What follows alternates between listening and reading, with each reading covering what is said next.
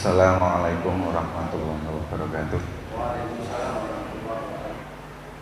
Ada beberapa poin penting tatkala kita membuka usaha potong ayam. Yang pertama ternaknya, kemudian personilnya, kemudian airnya, bangunannya, dan lingkungan. Itu titik-titik kritisnya, dimana semua ini nanti juga kedepannya akan baik secara langsung atau tidak akan juga mempengaruhi potensi pengembangan usaha jenengan. Contohnya misalnya terkait lingkungan, jenengan sekarang motong sehari taruhlah 10-30 ekor, limbahnya belum banyak, tidak masalah, buang masih bisa sembarangan dalam tanda kutip. Tapi tatkala nanti makin besar, kita juga harus mikir pengelolaan limbahnya supaya tidak mengganggu lingkungan, kan begitu. Karena banyak kasus, misalnya kandang ayam, di mana kandangnya ini lebih dulu dibanding pemukiman, itu karena kalah suara terpaksa harus kandangnya yang ditutup, gara-gara lalat, gara-gara bau, dan seterusnya. Mungkin jenengan juga mulai mikir ke sana ya. Memang secara tidak langsung tidak kelihatan berdampak ke usaha jenengan, tapi kalau limbah jenengan juga nggak diurus dengan baik, otomatis nanti akan banyak lalat dan lain-lain. Image-nya ke konsumen, wah nang kono jorok, akeh lalere, oh gila, dan seterusnya. Nanti otomatis akan mengganggu image dari dagangan jenengan, kan begitu ya. Baik, kita bahas satu-satu ya. Yang pertama tentang ayamnya.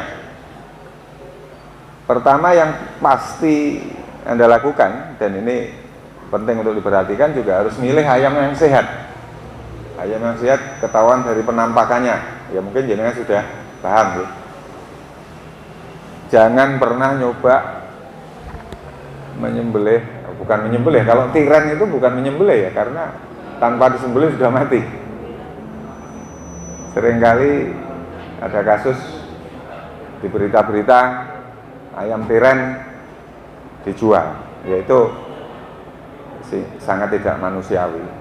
Kalau ngomong kita isu toleransi, ya oke lah, mungkin untuk non muslim silahkan saja, tapi karena kita penduduknya mayoritas muslim, ya jangan sampai.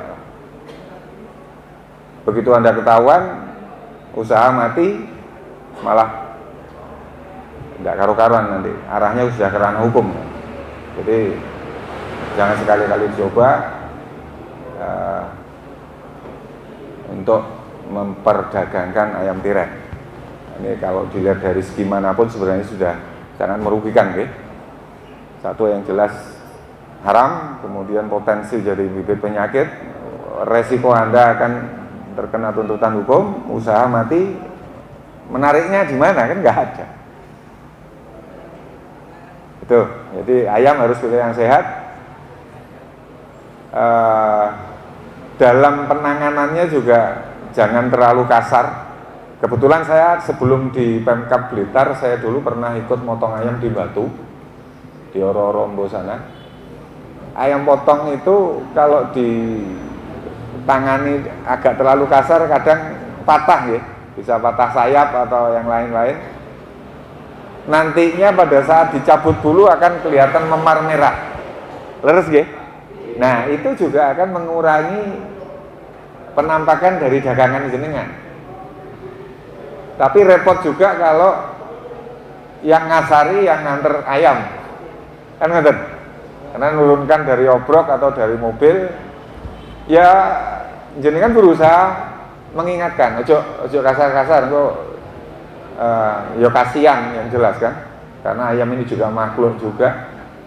Kalau belum disembelih sayapnya sudah patah, dah nih ono longso nih. Ibaratnya tangan kita diuntir, ya sedikit banyak kita juga menghargai makhluk yang lain, itu butuh diperhatikan. Kemudian cara penyembelihan, nanti materi ini akan bersinggungan dengan sertifikasi halalnya. usahakan pisaunya yang tajam. Nanti lek ketul biar kekek ora tatu-tatu juga kasihan lagi. Ini kaitannya keserawannya, kesejahteraan hewan gitu. Ini juga perhatikan. Kemudian usahakan darahnya bisa keluar semaksimal mungkin. Jadi saluran pembuluh darah, kerongkongan dan saluran makanan harus terpotong semua biar cepat mati. Ditunggu sampai benar-benar mati baru di-scalding atau dialupi, dicelupnya air panas. Jadi jangan sampai ayamnya masih hidup sudah dimasukkan. Itu pertama, darah otomatis kan belum keluar semua. Jika di dalam daging masih ada darahnya, itu akan mempercepat daging untuk busuk. Jadi ada resiko ekonominya juga kan jenengan. Penampilannya juga pasti kurang bagus. Jadi ditunggu sampai mati baru dialupi. Suhunya kinten-kinten berapa Bu? Pak, ada yang pernah ngukur? Atau cuma dicelup dikira-kira? Saya pernah ngukur kisarannya yang paling ideal sekitar 63 derajat. Tidak sampai 70. Tapi lagi kulino ya kadang kayak.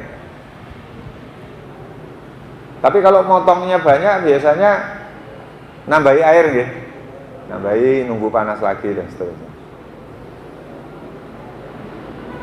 Kemudian setelah dialupi, proses berikutnya dicabut bulu ya.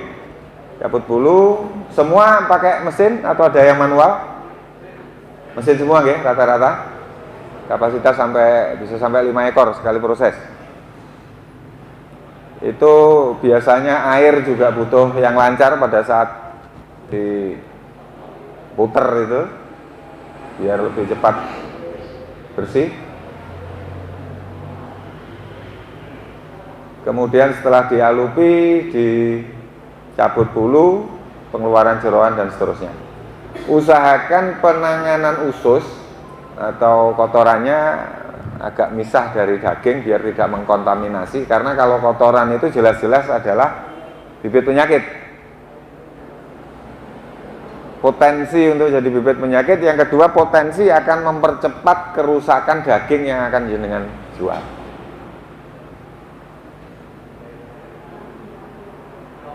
Karena nek cepat mambu nanti lalat juga akan cepat datang, cepat bertelur. Ya, nek langsung payu tidak masalah. Nek tidak payu, nah Anda akan ada potensi untuk rugi di situ. Kemudian usahakan mencuci karkasnya juga yang bersih, airnya yang bersih. Karena itu tadi, jangan sampai ada potensi penyakit di situ, kemudian ada potensi yang bisa mempercepat kerusakan daging dari kontaminasi kotoran. Kemudian langsung di packing atau dibawa utuh ke pasar Bu? Utuh ya. Kadang dipotong sesuai permintaan konsumen kadang ya.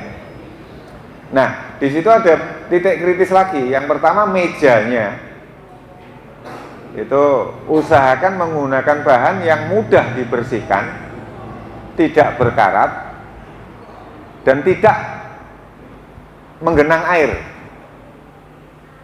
Jadi setelah berjualan usahakan semua kering kembali supaya tidak timbul bau. Karena kalau ada sisa daging, sisa potongan tulang atau darah, misalkan ada sisa-sisa di lapak kita atau di telenannya, pakai nopo telenannya? Pakai kayu ya. Mungkin kalau di atasnya kayu itu dikasih telenan yang warna putih, itu mungkin akan lebih terlihat bersih dan mudah dibersihkan. Jadi disusun gitu kan, dibaut apa gimana itu kan. Tapi ndase baut rada mlebu gitu kan bisa Pak. Ya jenengan atur bisa lah. Kemudian untuk mejanya bisa menggunakan stainless atau mika sehingga bisa dibersihkan. Oh ya, ada yang lupa. Untuk tempat pemotongan itu idealnya supaya lokasi kita mudah dibersihkan, itu satu menggunakan bahan dari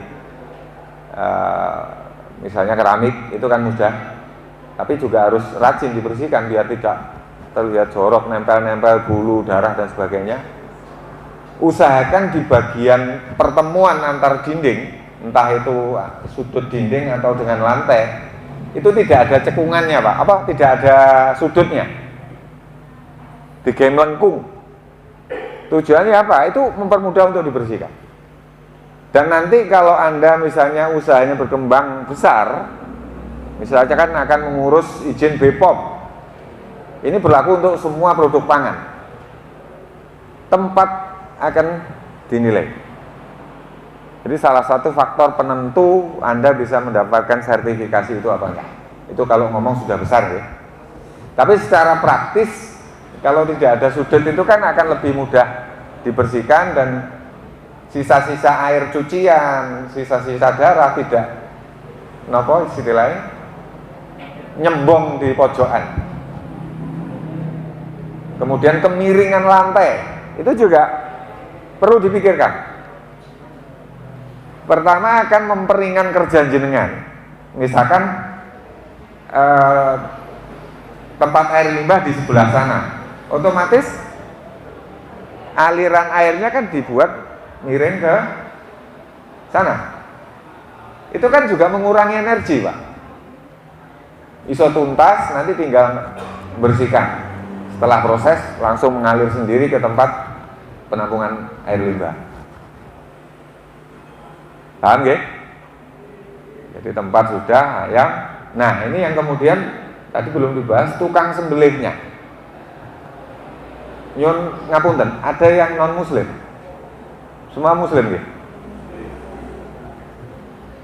Jika ada yang non muslim, karena kita hidup di negara yang beragam dan notabene masyarakatnya banyak yang muslim, karena belakangan juga sedang hangat diusung isu toleransi. Nah, ayolah kita praktekkan toleransi tadi. Ini malah toleransi sesungguhnya.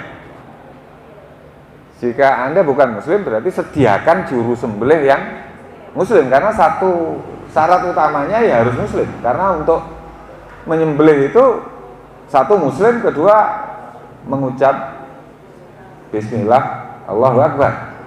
Bagaimana mungkin jika yang mengucap non muslim? Itu pintu gerbang utama Pak. Jangan sampai nanti ada isu, neng kono aja gelem tuku kono tibae sing beleh dudu wong Islam. Nah, kasihan jenengan malah.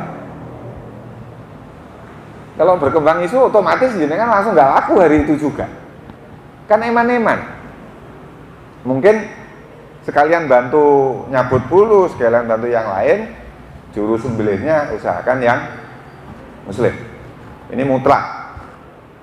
Ini salah satu praktek toleransi yang nyata. Kalau yang di medsos itu rodok meragukan kadang. Karena kita selama ini baik-baik saja ya. Itu ya. Kemudian alat sudah, personalia sudah. Kemudian packing sebelum dijual. Salah satu cara untuk memperpanjang umur simpan daging ayam nopo Pak? Suhunya diturunkan. Jadi ada pemanasan. Pemanasan itu juga membunuh bakteri pembusuk. Pendinginan ini tidak membunuh, namun memperlambat. Karena bakteri itu untuk bekerja itu butuh suhu yang optimal, kisaran suhu ruang begini. Misalkan jenengan bikin tape, coba setelah jenengan campur lagi, jenengan masukkan kulkas, ora dadi-dadi. Karena suhunya tidak ideal untuk berkembangnya jamur. Sama, jamur, bakteri sama. Kemudian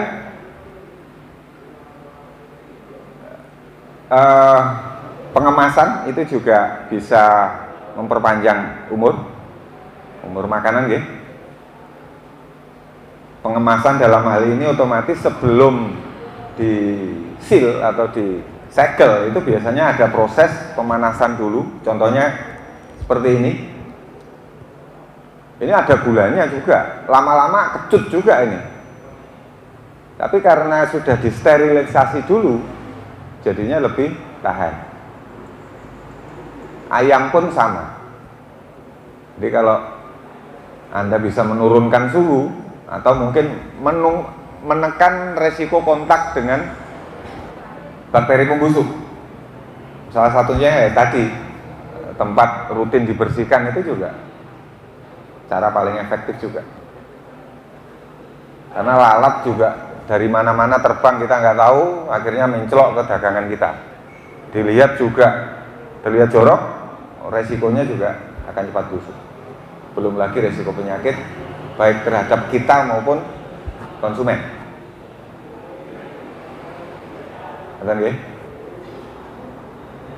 Kemudian kembali ke yang awal sempat kita singgung tadi, lingkungan. Ini juga penting.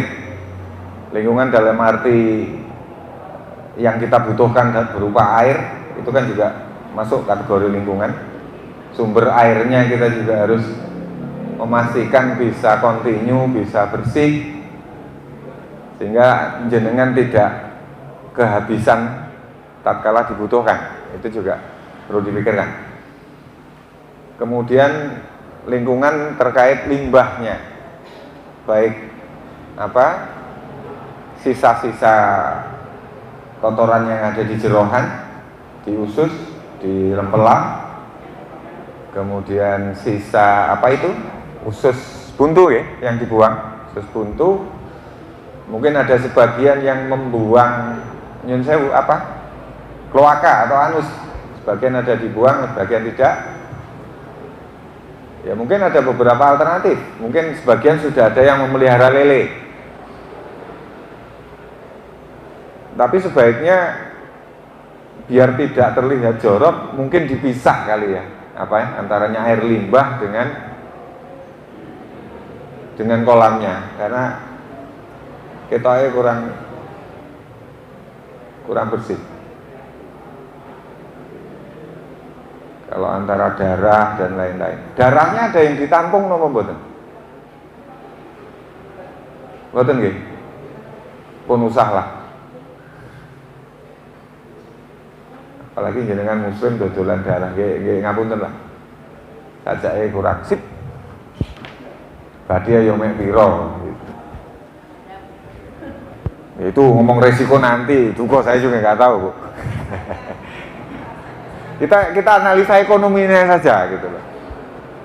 Dan kita masuk akal. Kadang lek diomongin haram malah ora percaya. Ada yang ngerti. Jadi kita coba kupas dari sisi kepentingan para penyembelih sendiri.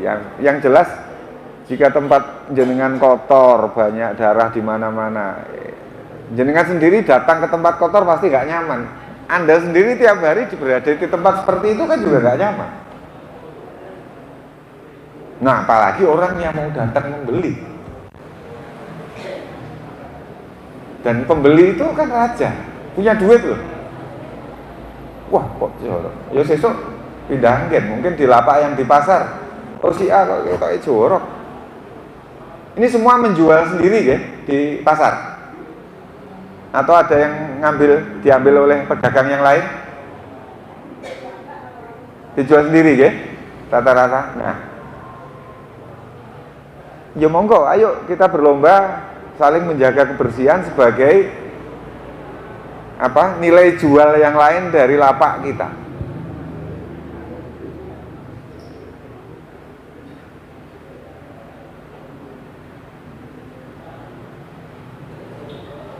Kemudian tadi kembali ke lingkungan tadi, limbah bulu, limbah darah, limbah air cucian, itu mesti dipikirkan. Bulu kalau jumlahnya banyak bisa dikeringkan, bisa dicuci, nanti arahnya untuk tepung bulu.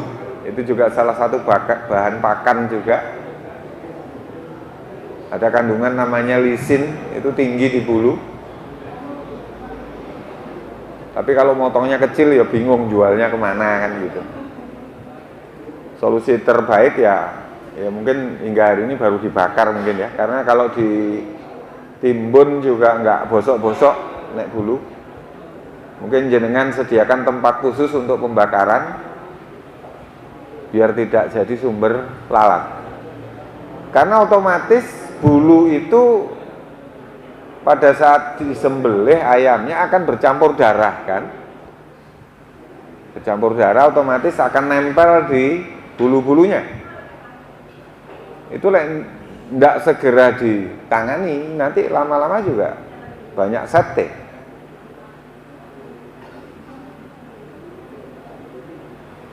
Kalau untuk limbah usus, terus kulitnya jeroan itu, kulitnya pelot dan lain-lain, mungkin lele masih doyan ya. Mungkin bisa langsung hilang, langsung dicerna oleh lele. Lele ini besar ya bisa panen, nanti ada tambahan income. Yang agak sulit ini kan air cuciannya sama darah. Mungkin perlu dibuat sumur resapan biar aromanya tidak kemana-mana, biar tidak jadi sumber lalat. Saya pikir itu titik-titik kritisnya, karena memang kalau hanya sebatas motong hingga menghasilkan karkas tidak terlalu banyak poin-poin kritisnya. Mungkin kalau Anda ingin memasarkan ke daerah lain, tinggal nambah packing. Kayak dulu saya juga gitu di Batu, saya packingi satu-satu gitu, saya kasih merek. Sekedar ide, terserah jenengan nanti siapa yang bisa praktek. Salah satu metode untuk mengurangi risiko rusak adalah mengurangi kontak. Berarti apa? Secepat mungkin Anda kemas, itu juga akan insya Allah lebih awet. Misalnya jangan pengen memasarkan ke tukang ngetek yang jumlahnya ratusan, nanti mungkin sebagian ada yang bikin mereknya Pak Jono atau siapa, itu kan bisa jadi nilai jual juga. Karena sayur pun, buah pun sudah mulai mengarah ke situ. Kenapa ayam potong belum?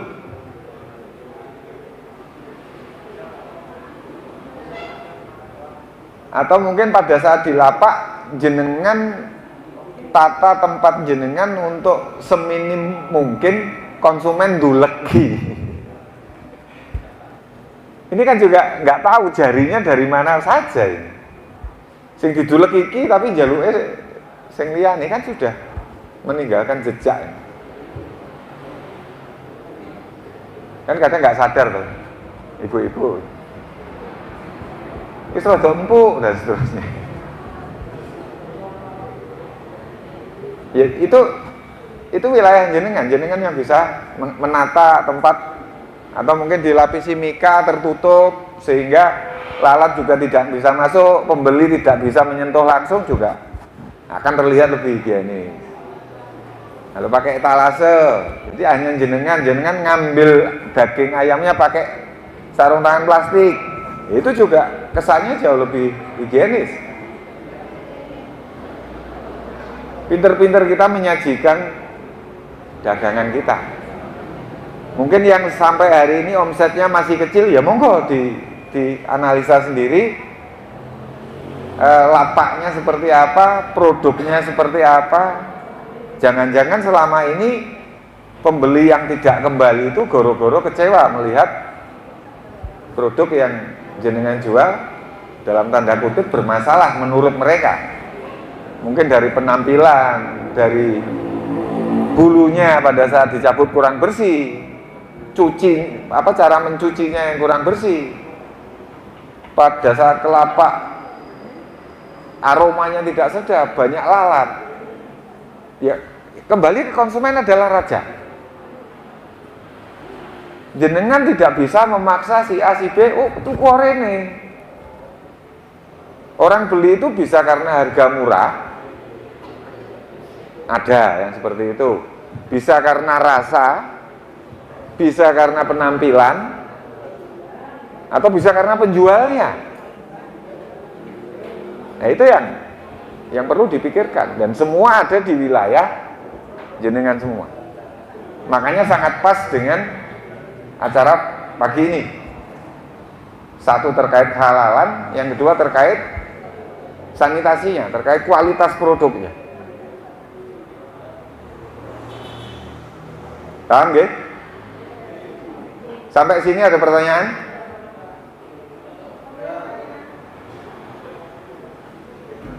Saya pikir gamblang sekali. Tinggal nanti disesuaikan, ditata pelan-pelan. Ya semoga ke depan akan lebih bagus, lebih bagus, lebih bagus. Kalau ada pengen konsultasi terkait teknis atau bimbingan dan lain-lain, bisa menghubungi petugas kami yang bertugas di kecamatan. Kalau untuk Kesamben dan Sidoarjo ada namanya Mbak Eka Yanuarti. Nanti bisa menghubungi via perangkat desa setempat atau langsung ke kecamatan. Termasuk untuk bidang peternakan secara umum itu ya, tidak hanya untuk ayam potong. Jangan konsultasi dengan ternaknya, kalau mungkin ternak sendiri. Jadi masing-masing kecamatan ada petugasnya. Mungkin kalau ada isu lingkungan yang sedang dihadapi, ya monggo kita bahas bareng-bareng. Misalkan ada keluhan dari tetangga, mungkin jenengan bisa koordinasi dengan perangkat setempat. Nanti kita duduk bareng-bareng, kita carikan solusi yang saling menguntungkan. Karena kita hidup bersosial. Ngaten nggih? Ada pertanyaan? Nuwun sewu kagem para peserta sosialisasi RPA, kalau ada 1-2 pertanyaan yang perlu penjelasan tentang yang ada kaitannya dengan kesehatan, monggo. Aturan maju, monggo. Mboten. Lanjut ya. Saya rasa itu poin-poin pentingnya. Jadi kita ulang garis besarnya ya, ayamnya Anda harus pinter milih-milih yang sehat terutama, karena target Anda adalah produk yang baik. Jika Anda menggunakan ayam yang sakit, akhirnya tujuan Anda punya dagangan yang baik kan tidak sesuai. Jadi ayamnya yang sehat, penanganannya yang bagus, kesejahteraan hewannya dipikirkan, ojo kasar-kasar untuk mengurangi risiko cedera dan lain-lain, yang nantinya juga akan mengganggu penampakan. Kemudian alat-alatnya yang bersih, pisaunya yang tajam, penyembelihnya juga harus muslim, wajib ya. Kemudian airnya juga harus bisa maksimal. Tempatnya, bangunannya didesain sedikit demi sedikit ditata, kemiringan lantai, kemudian sudut-sudutnya dihilangkan secara bertahap.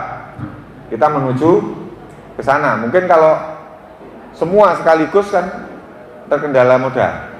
Ya sedikit-sedikit, tapi kita ada kemajuan, ada progres.